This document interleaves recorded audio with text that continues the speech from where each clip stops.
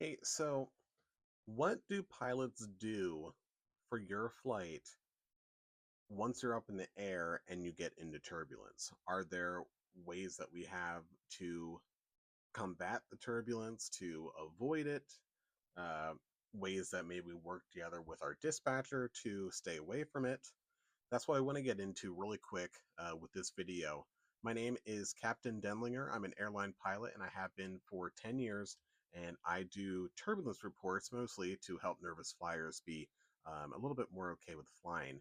One other thing I have found that helps a lot of my viewers who are nervous flyers maybe cope a little bit better with their flight is just knowledge or understanding what's going on, what turbulence is, how their pilots may be thinking through how to avoid it, deal with it, that kind of thing. So I want to go over just a couple different things. I'm actually going to do just three things that we do once we're up in the air and we do encounter turbulence. So the first thing that we do if we're already up in the air and we experience turbulence, um, the first thing we're probably going to do, because it is pretty much just up to us. We don't need to talk to ATC to do it. We can just go ahead and do it. Then maybe if it's very drastic, we'll tell them. But yeah, is alter our speed.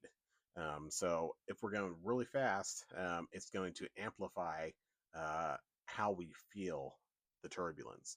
If we slow down, you don't feel it as much.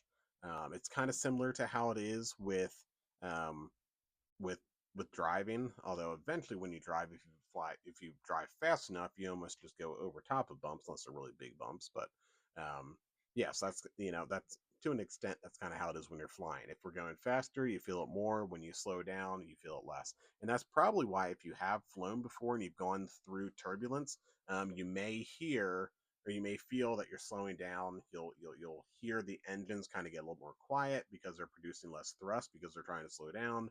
You'll probably feel that you're kind of coming forward in your seat a little bit because the plane's slowing down, but your body wants to keep on going the same speed.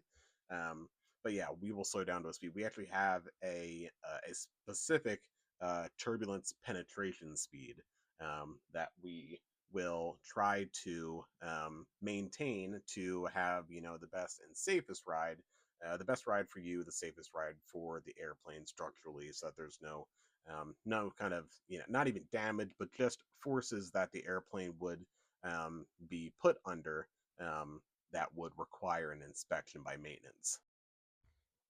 Hey, so the next thing that we will do if we start to encounter turbulence, one, mostly, we've probably been listening, on the radio, before we even get to it, but we will have heard most likely other aircraft out in front of us saying that, hey, we're at 34,000 feet, 32,000 feet, whatever, and we're getting light turbulence, light chop, moderate turbulence, something like that. And then, like, especially if we hear, some consistent out in front of us that, hey, at 34,000 feet, we're going to get moderate turbulence, and we're, on the same course. We talk to ATC, and, they say that they're, 12 o'clock right in front of us at the same altitude. We're probably going to ask to go up to 36,000, maybe go down to 32,000, or maybe just to have some more breathing room, maybe go down to like 30,000 to make sure we're 4,000 feet below where that report was. So you probably have heard me talk about that a lot.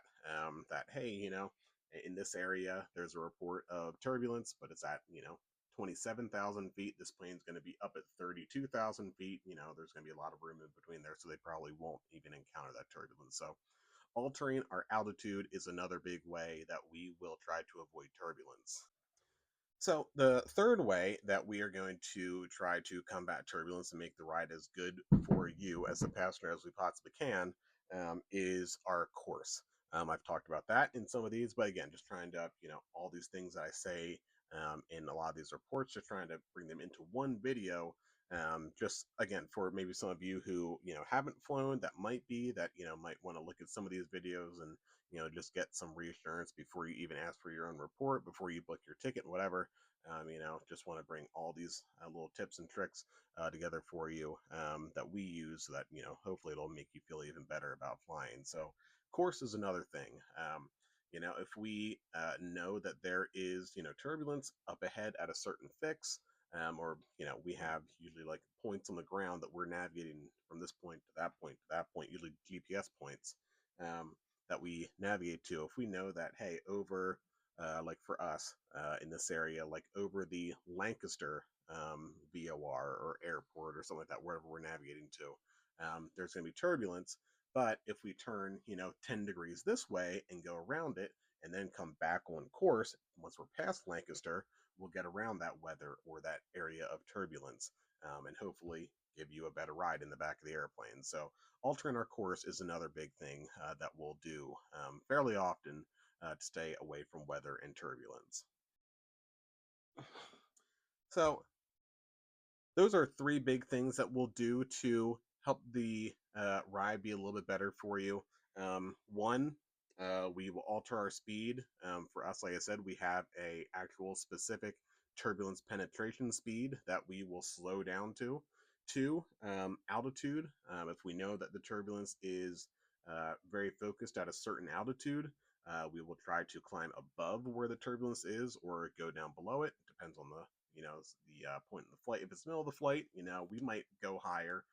But if it's getting close to the end of the flight and we're going to be descending anyways, then maybe we'll just try descending early to be below that turbulence. And then course, if we know that it's going to be at a certain point for sure, and it's at that point, but pretty high, pretty low, descending, climbing is not going to change anything for us. Maybe we'll try to go around the area of turbulence instead of trying to go above or below it or just slow down for it. So one other thing I do want to mention, I did have a viewer who asked kind of about this, but also more specifically how thunderstorms impact flights. Thunderstorms are basically like a no-go item for us. If there are thunderstorms, we will avoid them, at all costs.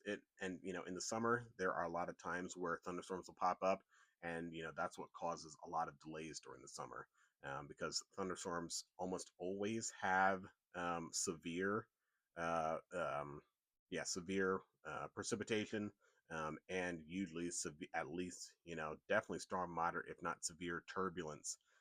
All the time. There aren't thunderstorms that just have smooth air or light chop. They're always moderate or severe. So we always stay away from them. Sometimes it means we delay the flight. Sometimes that means we take on extra fuel so we can go around them and give them a lot of space. The kind of general rule of thumb is if there's a thunderstorm, you give it at least 20 miles, depending on the wind. If you got a thunderstorm here and it's blowing this way, then you probably don't need to give it 20 miles on this side of the storm. But, if it's the storm's right here and it's blowing that way, and, sometimes there's turbulence with that, or all the time there's turbulence with that. Sometimes they even produce hail, and then that can get blown, through the clouds or out the top of the clouds and over that way. So on this side, if you have to go that way, you're going to give it at least 20 miles to get around it to be safe. So, yeah.